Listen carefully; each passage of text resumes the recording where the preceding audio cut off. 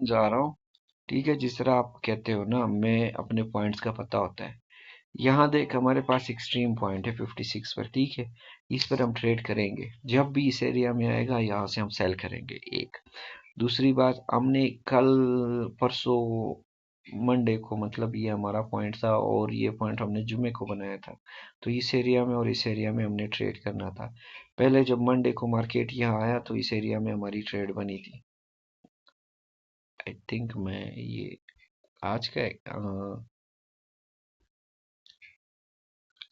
यहाँ था वो पॉइंट्स यहाँ थे। ठीक है, वो तो सारे चले गए, लेकिन ये आज के पॉइंट्स है।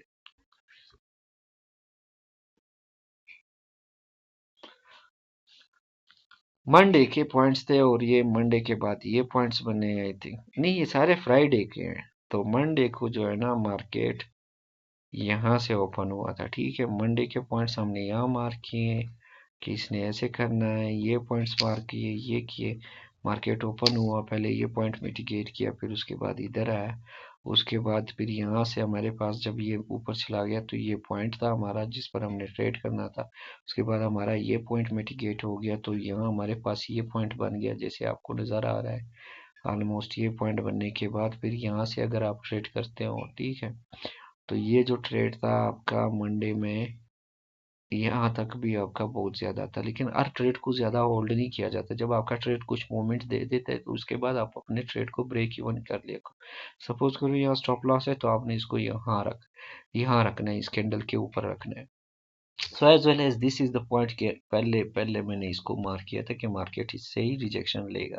तो इसने यहाँ से रिजेक्शन लिया और आपके ऑलमोस्ट, अगर आप इसी ट्रेड को होल्ड कर देते तो ये रहा आपका तकरीबन कितना, 24, एंड यहाँ से इसको 48, 47, 24, 23 डॉलर्स, यानी $230 का मूव, यानी 230 पिप्स का मूव आया। और दूसरी बात, यहाँ पर जो है ना, मतलब ये देख, कल रात को मैंने वीडियो में ये एरिया मार्क किया था और ये एरिया मार्क किया था कि ये दोनों जो है ना हमारे पॉइंट्स है। तो मार्केट यहाँ की लिक्विडिटी तो ले चुका है। इसलिए अभी जो मेरी प्रिडिक्शन के मुताबिक मैं कह रहा हूँ कि मार्केट का जो नेक्स्ट टारगेट होगा वो ये एरिया होगा। अब वो इसके ऊपर क्लोजिंग देगा। अगर वो इसके ऊपर क्लोजिंग देता है, ठीक है, तो हमारे पास जो है ना, सपोज करो ये जो पॉइंट है अभी यहाँ से ड्रॉप हो रहा है, मैं अभी मार्क करके दे देता हूँ। सही है, अब हमारे पास काफी पॉइंट्स है, लेकिन हम इस पॉइंट पर ट्रेड करेंगे।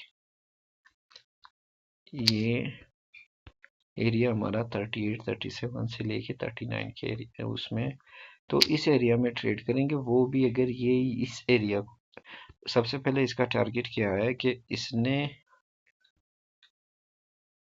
यहाँ की लिक्विडिटी स्वीप करनी है। ठीक है, तो इसकी लिक्विडिटी स्वीप करनी है, तब हम इसको पर जाएंगे।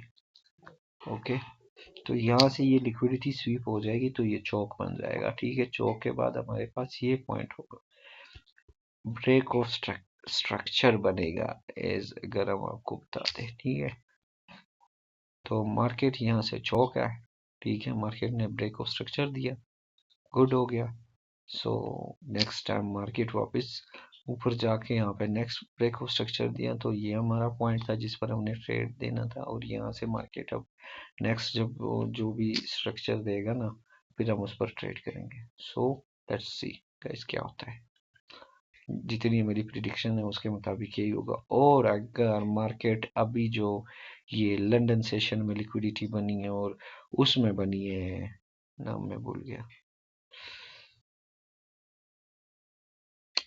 यार, ये आपका लंदन सेशन, टोक्यो सेशन या एशिया सेशन जिसमें ये लिक्विडिटी बनी है, ठीक है, ये इस एरिया, तो मार्केट बाई चांस इस एरिया की लिक्विडिटी लेके जाता है। ठीक है, so we will go for a down trend, और फिर हम इसी एरिया से इस पे सेलिंग उठाएंगे, इसी एरिया से।